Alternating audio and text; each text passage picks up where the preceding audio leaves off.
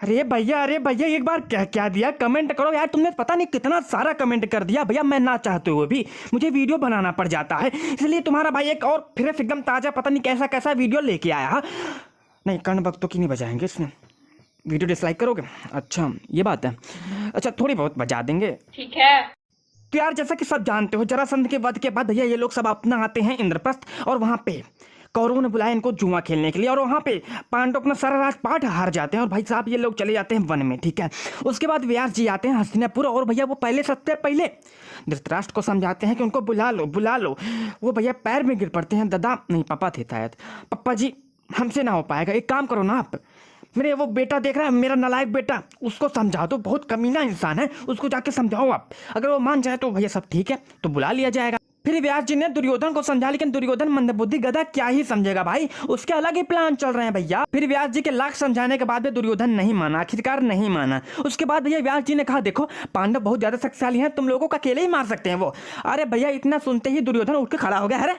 अरे दद्दू I am very powerful, आप जानते नहीं क्या मेरे बारे में, और मेरे साथ जो है ये तो बहुत ज़्यादा ही पावरफुल है। वो उधर देखो भीष्म पितामह जी हैं, इतने पावरफुल हैं क्या ही बताएं। और उसके बाद द्रोणाचार्य जी हैं, अकेले ये सबको संभाल सकते हैं। उसके बाद ये मेरा भगोड़ा मित्र है, ये हमेशा भाग जाता है, वो बात अलग है, लेकिन ये भी बहुत पावरफुल है, मानता हूँ ये बात। लेकिन और ऊपर से मैं भगोड़ा नहीं हूँ, मैं मर जाऊँगा लेकिन मैं भागूंगा नहीं भाई साहब, ठीक है। उसके बाद व्यास जी ये सब सुनने के बाद वहां से चले जाते हैं, और कहते हुए जाते हैं कि अभी मैत्री ऋषि आएंगे, उनकी बातें मान लेना, नहीं तो वो पक्का श्राप दे देंगे तेरे को, पक्का तेरे साथ अनर्थ ही होगा, ठीक है। फिर कुछ टाइम बाद ही वहां पे मैत्री ऋषि आते हैं, और सबसे पहले वो धृतराष्ट्र को फटकार लगाते हैं और कहते हैं राजा को देखना चाहिए उसके राज्य में क्या गलत हो रहा है, उसको समझाना चाहिए। वैसे तुम देखोगे कहां से, तुम तो अंधे हो, चलो छोड़ो, तुमसे बात करना ही व्यर्थ है। उसके बाद उन्होंने कहा फिर से दुर्योधन को समझा दो, जो मुझे समझा रहे हो दुर्योधन को समझा दो, सारा मामला ही खत्म हो जाएगा। फिर वो दुर्योधन को समझाने लगे, तुम्हें पता नहीं पांडव कितने शक्तिशाली हैं। उन्होंने जाते जाते भीम ने किमकिर राक्षस को पेल दिया, जो बकासुर से 10 गुना ज्यादा शक्तिशाली था। बताओ तुमको क्या ही बताएं, जाने दो। अब भाई साहब कौन कहे कि मैत्री ऋषि की बात मान ले दुर्योधन भैया अपने ही नशे में है, वो अपनी जंघा पीट रहा है, ऊपर से मुस्कुरा रहा है। और तुरंत ही उनको गुस्सा आ गया मैत्री ऋषि को, उन्होंने तुरंत श्राप दे दिया, तेरी ये जंघा ना भीम तोड़ेगा, और तेरा ये भगोड़ा मित्र इसको अर्जुन मारेगा, तेरे जितने सहयोगी सब मरेंगे, और इस कुरुवंश का विनाश होगा। और ये कहते हुए वो भी निकल जाते हैं। और फिर श्राप खाने के बाद दुर्योधन की हालत खराब, लेकिन भैया वो अलग ही नशे में है। वो पूछ रहा है चाचा जान ये बताओ कि भीम ने कैसे मारा किमकी राक्षस को, ताकि वो मुझे मारे तो मुझे पता रहेगा ना कि ऐसे ऐसे मारता है। उसके बाद भैया उन्होंने कहा कि माना कि मैं जलता हूँ भीम से, लेकिन मैं उसका बहुत बड़ा फैन हूँ। जैसे कर्ण अर्जुन से जलता है वैसे मैं भी जलता हूँ, लेकिन कर्ण भी अर्जुन का बहुत बड़ा फैन है, वो खुद बड़ाई करता है अर्जुन की कभी कभी मेरे साथ। फिर विदुर जी बोले बकासुर को जानते हो? हाँ वही बकासुर जिसको भीम ने लेफ्ट हैंड से पेल लिया था, उसका भाई 10 गुना ज्यादा शक्तिशाली किमकी राक्षस था, उसको भैया भीम ने फुटबॉल बना के पेला, इतना उठा के मारा क्या ही बताएं। फिर दुर्योधन बोला अरे चाचा जान थोड़ा अच्छे से समझाओ ना, मुझे समझ नहीं आ रहा, थोड़ा अच्छे से कहानी बताओ। तो उसके बाद भैया शुरू हो गया विदुर जी ने बताना कहानी बताना कहानी कैसे बोलना था ये, चलो छोड़ो माँ की आंख।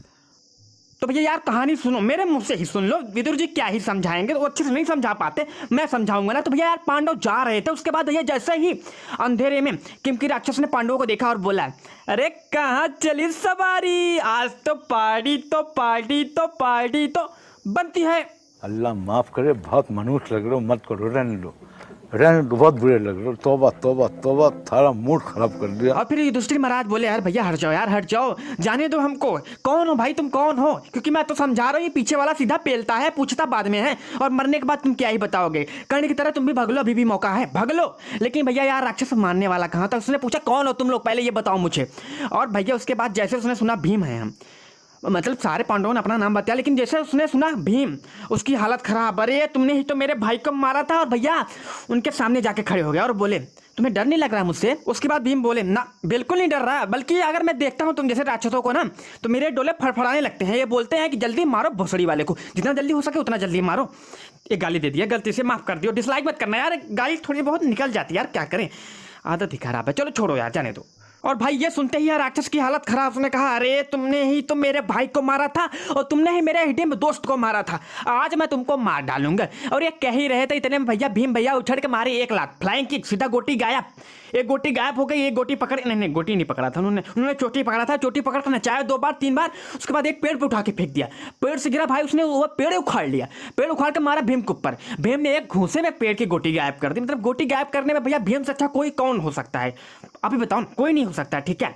और फिर उसने मतलब भीम भैया ने 2 पेड़ उखाड़े, 2 पेड़ उखाड़ के मारे भैया वो घिसटता हुआ गया कुछ दूर तक, उसके बाद उसको पकड़ा, उसके पहले दोनों हाथों को पकड़ा और भैया उसको 360 डिग्री करके मुंह डाला, मतलब तोड़ ही डाला जो भी कहो, और उसके बाद कमर तोड़ी फोल्डर बना दिए भाई साहब पिक्चर डालने के लिए, ठीक है। मतलब जो राक्षस भैया एक साथ पूरी क्षत्रिय सेना निपटा दे उसे भैया भीम भैया ने मुक्के मुक्के ही पेल डाला।